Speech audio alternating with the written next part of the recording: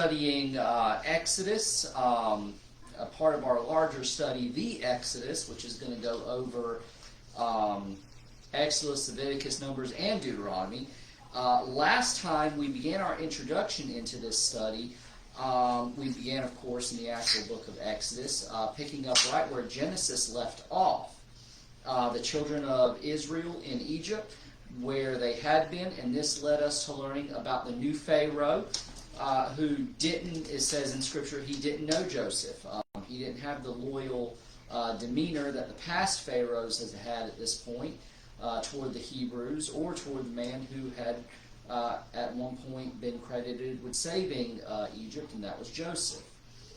This led to us going through some speculations of history that the Pharaoh that enslaved the Hebrews was none other than Amos I, who around the year 1550 BC, Amos started a campaign against non-Jewish Canaanites that had taken control of Lower Egypt. He drove out these non-Jewish Canaanites, but the Hebrews had wanted to remain in their settlements of Goshen, and Amos feared the Hebrews combining forces with these new non-Jewish Canaanites that he was driving out back to their homeland and warring against. So he decided he was going to enslave the Hebrews and use them to build cities in the lower extension of Egypt, so that way he could take back over the full amount of Egyptian territory. This would mean enslavement for the Jewish population after living in Egypt peaceably for about 300-ish years. Were there any questions about that history lesson? This leads us today, as we continue this story of the bitter switch in this relationship to Egypt from friend to slave. So, back in Exodus chapter 1, let's begin in verse 15 and 16. Emma, will you read 15 and 16 for us? And the king of Egypt spake to the Hebrew midwives, of which the name of the one was Shiphrah, and the name of the other Philip. And he said, When ye do the office of a midwife to the Hebrew woman, and see them upon the stools, if it be a son, then ye shall kill him, but if it be a daughter, then she shall live. So, now before we get into this, again, some time has passed since the initial enslavement. So this might possibly be yet again another Pharaoh. Possibly the son of Amos, but it's really not important. There's some pharaohs that are worth mentioning, some not. But whether this is Amos himself or a successor, all of these, again, I mentioned this last week, the 18th dynasty is what Amos started in Egypt. He was the beginning of the 18th dynasty, which marked a more militaristic rise in Egypt during history. So any of these pharaohs from Amos down could have been ruthless enough to issue an edict like this. So these pharaohs became more fearful of the Hebrew Jewish people because they still continued to thrive even after being turned from friend to slave by Egypt, because God was still with them. And because of this, the midwives are ordered to kill the babies if they are a male, but if they're female, keep them alive. Why? Well, obviously, again, from an Egyptian and from a human standpoint, they wanted to stop the Hebrews from growing up a generation of boys that could become fighters. However, let's see what happened to all of that. Sam, will you read 17 and 18? The midwives, however, feared God and did not do what the king of Egypt had told them to do. They let the boys live. Then the king of Egypt summoned the midwives and asked them, Why have you done this? Why have you let the boys live? And Lee, will you read 19? And the midwives said unto Pharaoh, Because the Hebrew women are not as the Egyptian women, for they are lively, and are delivered as the midwives come in unto them. Alright, so after Pharaoh sent this command out to kill the male Hebrew babies, the midwives didn't go for this. They were Hebrews after all, and they feared the one true God more than they feared the king of Egypt. Shipporah, or Shipra, however you say that, and Purah, were the only midwives named. However, these two women did not make up the whole of the profession of midwife. We don't know how many numbers there were among the Hebrews at this time, but remember I talked about how last week how at the end of Genesis you have 70 Hebrews in Egypt, and at the beginning of the Exodus that we're going to be coming up on in a few weeks talking about, you had a population of 2 million. All right, that's a lot of people. So if we're anywhere close to getting close to that number now, even if we're in the million and a half, something like that, 2 women are not going to serve the entire population. Now, it is possible that these 2 women served as maybe they were the supervisors of the midwives that answered to Pharaoh. And that's why Pharaoh is giving them the order. Now, is also within reason that the reason these women are named specifically is because maybe they had a huge part among the leadership to defy this order and make others defy it as well. But whether or not some infants of the Hebrews, maybe some of the males were killed, maybe they weren't during this time, maybe all of them were spared, it would seem that Pharaoh's plan didn't work because enough male children lived because of the defying of this order that it still threatened Egypt. And archaeology, as I'll mention also toward the end of this, does support mass infant death graves because they have been discovered in a place called Kahan, which is near Goshen of Egypt in the lower sections. So, they didn't do what was commanded of them. When the male children all of a sudden were still alive, Pharaoh called the midwives up and questioned them of why they did this. But the midwives were clever and came up with a very unique lie. That the Hebrew women are very lively at birth and give birth before the midwives can get there. So it raises the question of, is a lie ever justifiable? We're getting into some controversial gray area here. So nobody throw any stones at me yet. This is one of only 2 instances in the Bible where a lie is given by a believer and nothing bad happens to them, or that there is a favorable outcome. The other one is when Rahab lies to save the spies. Yeah, to save the spies. So why is that? Because after all, one of the 10 Commandments, all you guys know in this room, and some of you watching online, one of the 10 Commandments given at Sinai is, you shall not bear false witness, or you shall not lie, as we tell the little kids. The lie of the midwives, understand one, it comes in the context of slavery and murder. So it begs the question of, is this okay? Is there such a thing as a justifiable or quote-unquote righteous lie? Again, let's look at another story and other scriptures to help us to understand and draw truth from this. The key verse in Exodus chapter 1 is verse 17. But the midwives feared God and allowed the male infants to live. To their credit, they valued God's law above Pharaoh's law and refused to commit the act of infanticide. The midwives responded with what we would assume is a lie in verse 19, telling them, the Hebrew women are more lively. God, who is truth, wants his followers to be truthful. Okay, understand that, and I'm not telling anybody here that it's okay to lie. And surely the midwives knew that honesty was a part of God's will. Yet, Shipra and Purah lied anyways. The New Testament gives an example of people killed on the spot for lying to God. In Acts chapter 5, we get such an example with the death of Ananias and Sapphira, his wife.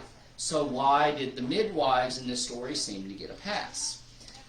Well, a key difference in understanding this is there are in these two very vast instances of Exodus and Acts chapter 5, is the motivation for the lie.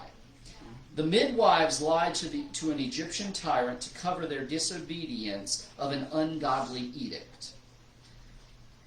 The couple in Acts chapter 5 lied for selfish reasons. Also, Shapira and Purah lied to an evil, murderous king, and Ananias and Sapphira lied to God. Another key point is Scripture doesn't tell us that God commended or applauded the Hebrew midwives for the lie they gave. The blessing and mercy given to the midwives was for their fear of God, not for their lie to Pharaoh. But, of course, falsehood came as a part of their efforts to try to save the children.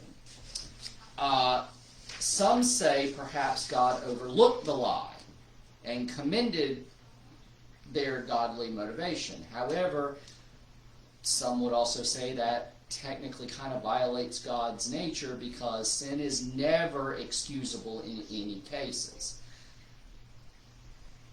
Perhaps, though, they received forgiveness from God for the act of lying, and they asked for forgiveness and were blessed not for their lie, but because of their acts of mercy toward the newborn sons of Israel.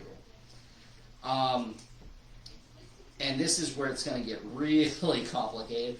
However, it may be as when we studied back with the origin of the human beings in Genesis. Remember, all the way back, almost at the beginning of our study of Genesis, we talked about Cain getting his wife from the land of Nod. Who was this wife? Well, we talked about that, and one speculation is that it was a daughter of Adam and Eve, meaning that Cain received his wife from an incestuous relationship.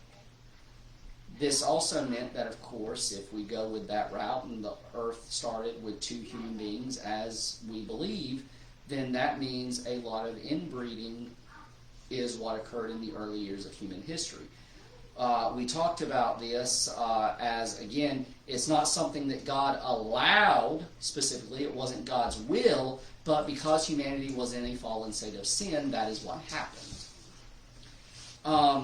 But again, they had not received the law yet of Mount Sinai. So it was not known as a sin yet.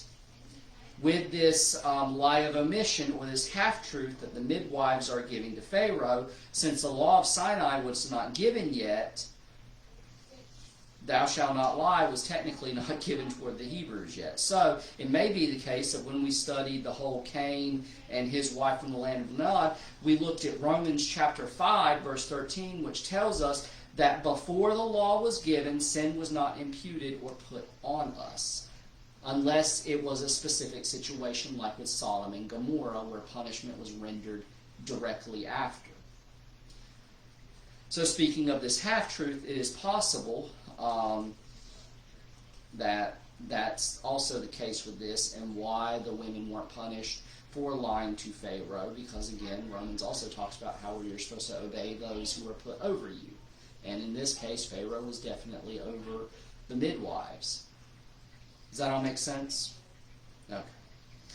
Also, though, technically speaking of this, it is possible, generally speaking, the Hebrew women did actually give birth before the midwives got there and were on the scene. Maybe perhaps the midwives told the women, hey, this is what's happening, you need to have birth before we get here. So the midwives may have only been guilty of withholding the fact that what was born was boys and not girls. Either way, they were not rewarded for their words, they were rewarded for their works of saving the Hebrew male children, fearing God and doing what was right. And if any of this is confusing, the most important principle and key thing to remember here in the illustration of the Hebrew midwives is, and there's a big if with this, we need not obey mankind's authority, and again, big if, we need not obey mankind's authority if they, the leaders or authority in question, like Pharaoh in this case, require us to do something that is against God's will. Just as Peter and the apostles said in Acts 5:29, we must obey God rather than human beings when they are asked by the Sanhedrin to stop preaching about the resurrection of Jesus Christ.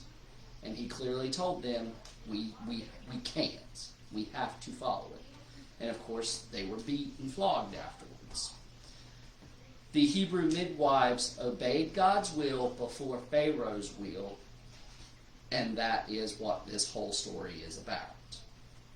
Any questions about that before we continue on to the rest of the chapter?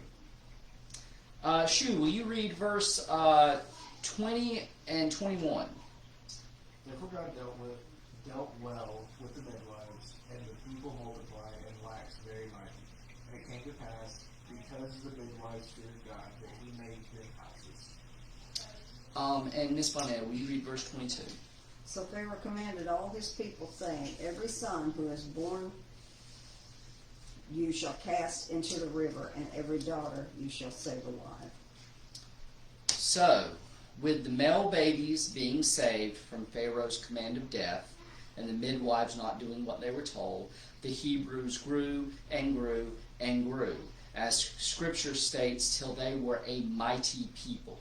So what he was worried about came to pass, which might be another clue about all of the sudden mass birth rates of a lot of boys, since the Hebrews male, the Pharaoh in Egypt feared, growing into an army. So this is it. This is what he's feared. It's coming to fruition.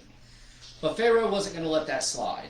Since his plan of killing the male children at birth didn't work, he commands his forces to raid the Hebrew villages in the southern territory and take all the male children, no matter what age they were, and cast them into the river. This was dramatically shown in the movie King of Egypt, when Moses found out who he was, and is depicted through animated hieroglyphs on the walls. Almost undoubtedly, the river in question here is the Nile River, which makes this more than just a senseless murder of innocent children. Pharaoh was trying to make a statement. Pharaohs were seen as deities at this point. They were the heads of the religion. The Nile River was always, and still to this day, is an important part of Egyptians' livelihood, as well as part of their spiritual culture. The Nile River was considered by ancient Egyptians to be a gift from the gods, as and I'm going to have to stop every time I say this word, agricultural society. They needed an abundance of water for their irrigation systems to work for their livelihood. Again, we even talked about this a few weeks ago when Joseph's brothers came and told Pharaoh that their profession was that of shepherds. We talked about how Egyptians, yes, they took care of animals, but that was mainly left for slaves and lower caste society members. That was not something that somebody rich did. You were rich if you were considered a farmer, because that was more of a knowledge-based thing. So Hapi, H-A-P-I, if I'm saying that correctly, was the god of the annual flood, and he and Pharaoh were considered to have control over the Nile River.